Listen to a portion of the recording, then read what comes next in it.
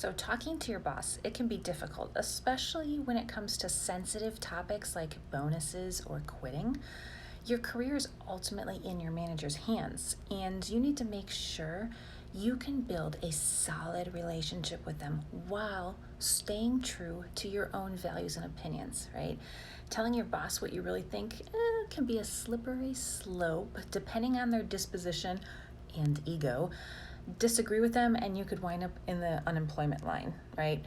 But being a yes man or woman and blindly supporting all of their ideas probably won't do a whole lot for your career.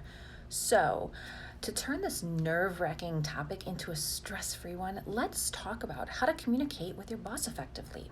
So, first, clearly state what you need.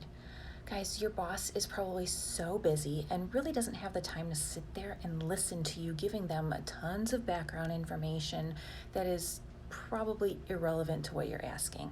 So whether it's just giving them a heads up or asking for approval for something, I want you to clearly state what it is you're hoping for so they can decide the outcome in a timely manner. Make sense? Okay. Second thing, pay attention to your boss's communication preferences and style. Guys, this is huge. Everyone's communication preferences, they differ. Some people like open doors and don't mind being interrupted for a quick chat. Others prefer a heads up by like little DM message or chat or a calendar invite. And timing is also key. Pay attention to when your boss is less stressed, morning, afternoon, so you can contact them during that time. Taking all of this into consideration will give you a good indication of the best time to talk to your boss. Maybe even bring him a cup of coffee. Third, show value. I mean, guys, this is why you were hired. Due to your qualifications, your experience, and your personality, believe it or not. So don't be afraid of adding value to the organization. You know what you're talking about, so don't shy away of voicing your opinion. Bosses want employees not only to agree with them, but also be willing to speak up about the realities and the challenges in the business that need to be addressed. They have so many things going on. They love this.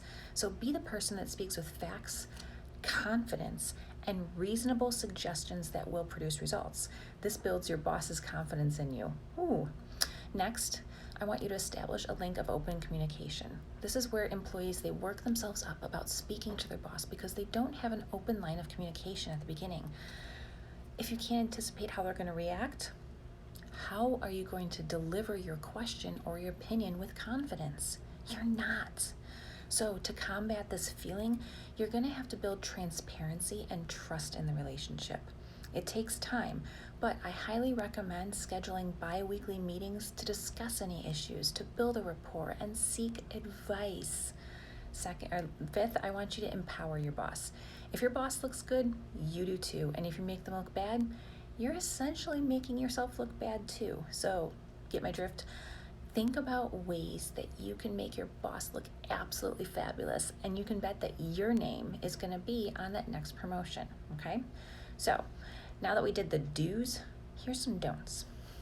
Guys, don't beat around the bush, okay? If you have something important to say, don't spend 10 minutes creating this story to the cliffhanger. Start with upshot and then fill in the details once you've laid the idea on the table. Make sense? Okay, this way your manager, your boss is going to be able to process the details, which means you're going to be receiving more of a useful answer, okay?